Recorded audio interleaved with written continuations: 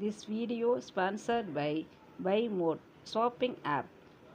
BuyMode shopping application is one of the online shopping app now available on Play Store and App Store.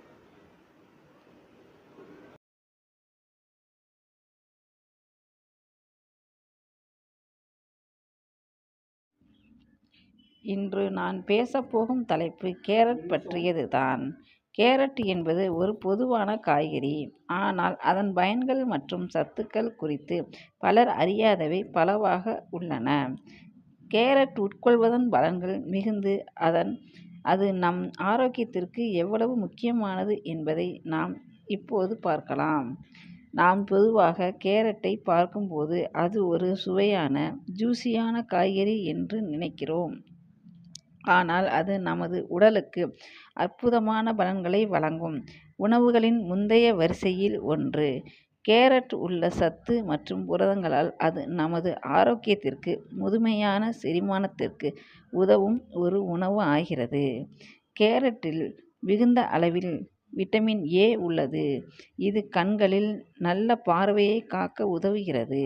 இது இரவு குருட்டு பிரச்சனையை தவிர்க்க மேலும் கண்களின் ஆரோக்கியத்தை பராமரிக்க சிறந்தது. அத்துடன் கேரட்டில் விட்டமின் சி, பார்வையில் உதவும் பீட்டா கேரட்டின் போன்ற சத்துக்கள் நிறைந்துள்ளன. பீட்டா கேரட்டின் என்பது ஒரு ஆன்டி ஆக்சிடென்ட் ஆகும். இது உடலில் ஃப்ரீ ரேடிக்கல்ஸ் நிவர்த்தி செய்ய உதவும். கண்களின் ஆரோக்கியம் கேரட்டின் முக்கியமான பலன்களில் ஒன்று. அது நம் கண்களின் ஆரோக்கியத்தை பாதுகாப்பதாகும்.